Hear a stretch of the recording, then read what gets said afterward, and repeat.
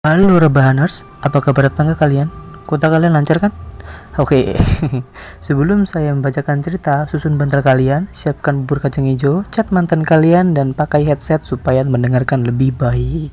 Teret teret teret, cerita horor. Pencet tombol 1.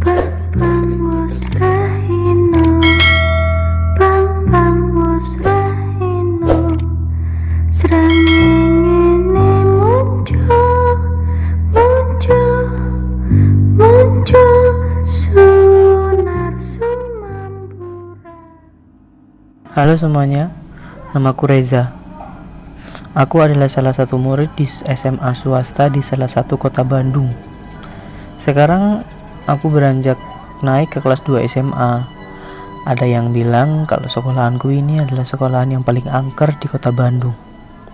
Karena sekolahanku ini adalah tempat persimpangan makhluk halus.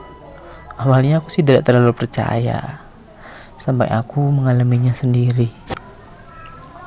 Waktu itu sekitar jam 5 sore, aku masih latihan basket di lapangan bola di lapangan basket di sekolahku.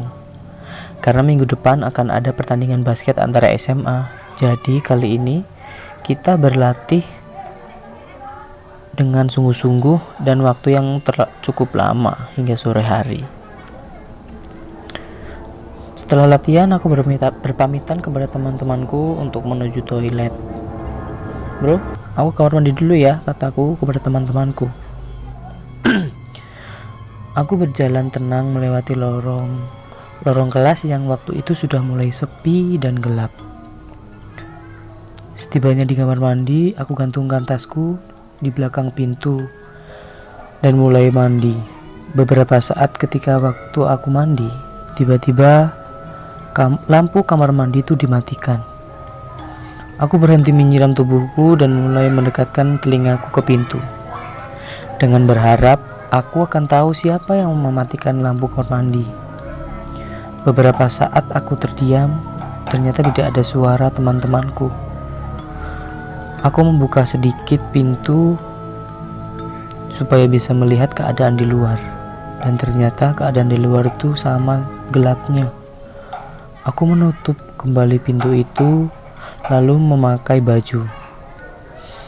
Aku pikir jika aku melanjutkan mandiku ini suasananya tidak kondusif. Ketika aku sudah memakai baju, aku menggeserkan tubuhku sedikit ke arah kanan. Namun kakiku menginjak sesuatu. Sesuatu ini seperti kaki. Ya, kaki seseorang. Aku mulai mundur beberapa langkah menuju tembok. Dan di dalam kegelapan itu aku seperti merasakan ada seseorang bersamaku. Aku segera mengambil tasku yang berada di belakang pintu tadi. Namun karena panik aku pun terjatuh. Aku mulai membungkukkan badanku, meraba-raba mencari tasku, dan tiba-tiba aku mendengar ada suara yang sedang bernafas. Jelas sekali. Suara itu suara orang yang sedang bernapas, seperti hembusan nafas itu sangat kuat dan badanku mulai merinding karena mulai bercucuran keringat. Aku ingin segera keluar dari kamar mandi itu. Aku mencari gagang pintu yang ada di sekitaranku waktu itu. Namun pintu kamar mandi susah sekali untuk terbuka. Dan dari arah belakang angin dingin berhembus seperti meniup pundakku. Suara hembusan nafas ini membuatku sangat takut. Aku memberanikan diri membalikan badanku, namun tidak ada siapa-siapa di sana. Jantungku kini semakin berdebar, berdegup sangat kencang. Aku ingin berteriak, memanggil teman-temanku, namun aku tidak bisa. Tubuhku semakin menjadi-jadi. Seperti orang kaku, seperti itu tidak bisa digerakkan. Dan suaraku pun tidak bisa keluar. Tiba-tiba ada sesuatu yang bergerak-gerak di atas kepalaku. Sekarang aku merasakan ada sesuatu yang menyentuh rambutku. Sedikit demi sedikit, 2 kali ini Teksturnya mulai terasa. Ini adalah rambut. Sebuah rambut yang sangat panjang dan menutupi wajahku. Sekuat tenaga, aku berusaha memberontak, namun seperti ada yang memelukku dari belakang. Aku semakin tidak bisa terkendali, dan nafasku tidak bisa berjalan dengan lancar. Dan kali ini suara hembusan nafas itu terdengar jelas dari atas kepalaku. Aku mulai membaca doa yang aku hafal sambil mengingat-ingat doa apa saja yang aku hafal. Namun sulit sekali untuk mengeluarkan suara sampai akhirnya aku bisa bergerak. Ketika itu aku lihat ke atas.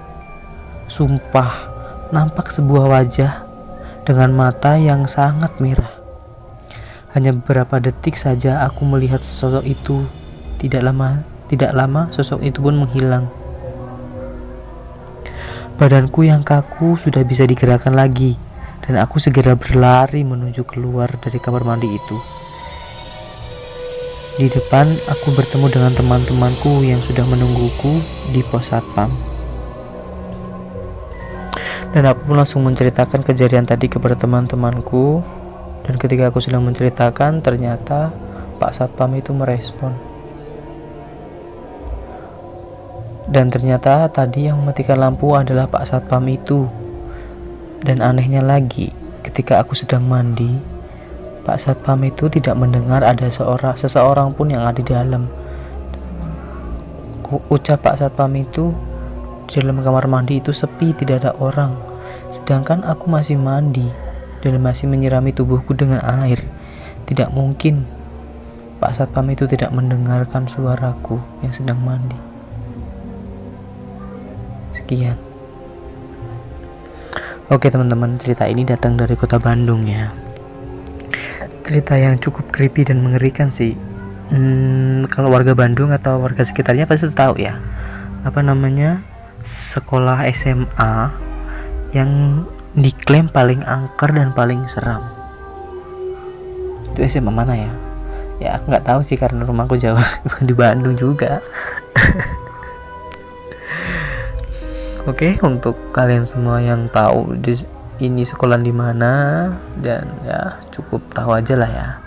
Jangan terlalu disebarluaskan. Dan jika kalian semua ingin mengirimkan cerita horor, kisah horor kalian, horor teman kalian, keluarga, kakak, adik, ibu, ayah, nenek, kakek, buyut, siapapun, kalian bisa mengirimkannya lewat DM Instagram atau via email. Semuanya ada di deskripsi ya. Oke? Salam hangat dari saya. Jangan lupa berdoa sebelum tidur.